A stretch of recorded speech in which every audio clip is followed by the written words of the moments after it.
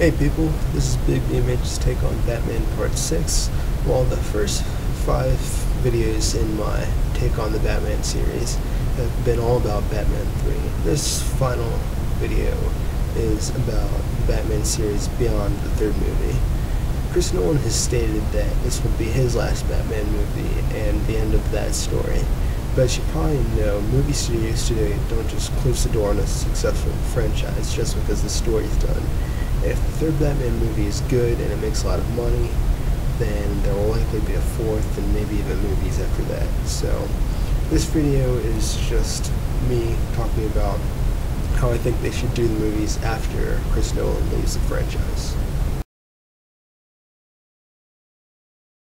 I think the best way to do a new Batman series is just to make something separate from the Nolan series.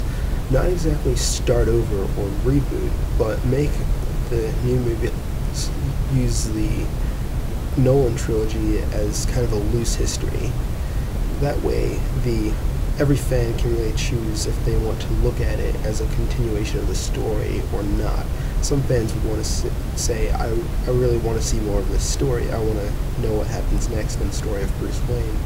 Other fans would think, well, I like the Nolan franchise as it is. I don't want something else coming in and ruining my idea of what the franchise is. So using the Nolan movies as a loose history kind of really can please everyone. For this new direction, maybe something lighter would be a great idea. It's not that I am tired of the way that the Chris Nolan movies are, but since you're getting a new director, they probably can't do as good of a dark, gritty Batman movie as Chris Nolan. So to make something that's very different and not as comparable to those movies would be easier on that director. Maybe something a bit fun and more action-oriented, closer to the tone of the Iron Man movies, which are a bit lighter action movies. This would give the opportunity to maybe bring in some of Batman's less realistic villains like Mr. Freeze or Clayface. Not necessarily, but you could do that. Also, this Batman could be placed in the DC movie universe. I think that they could probably do a Batman-Superman movie first, and then place this Batman in a Justice League movie, because you want Batman to be part of your DC movie universe, and a realistic Batman really can't do that. So a less realistic, less grounded in reality Batman would be perfect for a DC movie universe.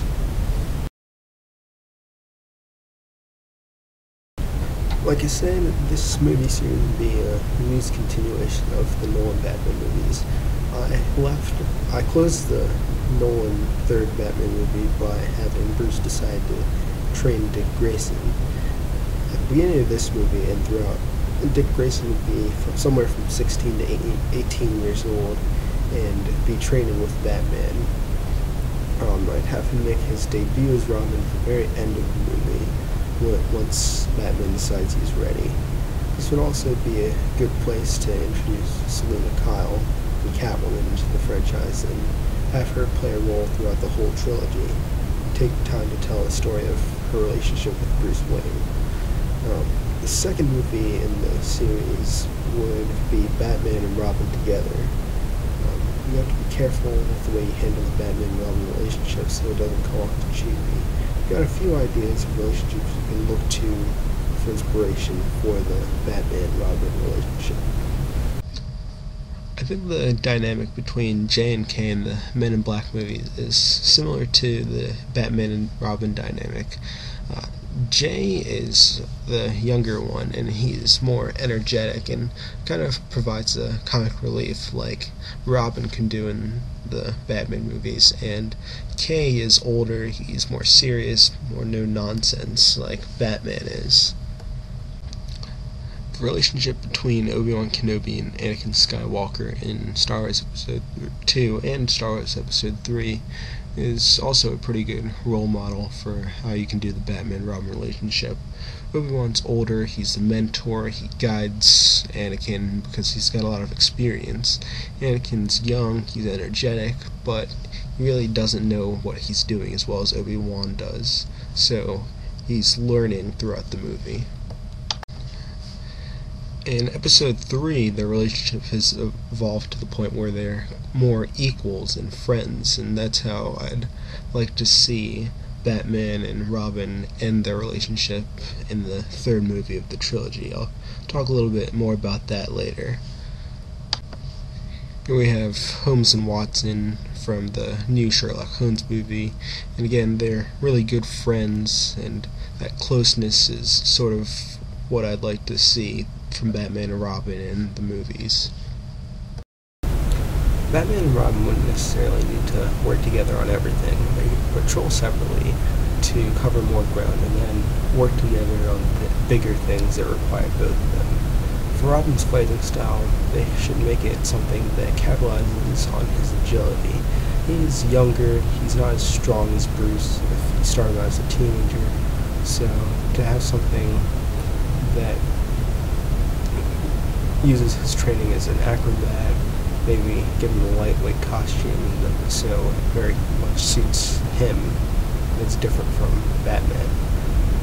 By the end of the trilogy, I'd close it by having Dick reach a point where he's ready to leave Batman and go out on his own as a solo hero. It wouldn't need to be a falling out or anything. I just have them both realize that Dick has outgrown the role of Robin and is ready to move on to bigger and better things. So close it out by setting the groundwork for a Nightwing spinoff and leave Batman young enough so that he's still doing his thing at the end and is young enough to be Batman for a while afterward. After the Batman movies are done, like I said, you could do a Nightwing spinoff, maybe make a trilogy out of that. Then later you could possibly do a Batman Beyond spinoff. You could take inspiration from The Mask of Zorro. Really like that movie a lot, and I think that'd be a really cool way to do it. Maybe make a trilogy out of that. Or you could go the route of doing a movie based on Frank Miller's The Dark Knight Returns. I don't really like that as much as a lot of people do, but a lot of people think it's really good, so maybe do that. I'd lean more towards the Batman Beyond series. So you've got trilogy for Nightwing, trilogy for Batman Beyond, possible Justice League trilogy, a Batman Superman movie. That's 10 movies right there that have to do with Batman, which you could do after another trilogy after Chris Nolan. So 13 in total movies that have to do with Batman after the Chris Nolan franchise is done. So you really don't have to worry about running out of ideas for a Batman movie anytime soon.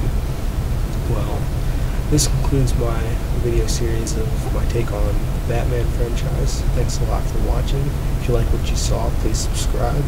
As usual, I've got my link to the full written version in the description section. And before I close this out, I've got to give a big thanks to Chris Holland for letting me use his version of the Batman Begins and Dark Knight theme for my intro and all of my videos. Really helped to make the videos a lot better. So thanks a lot, Chris. Thanks everybody for watching, and yeah.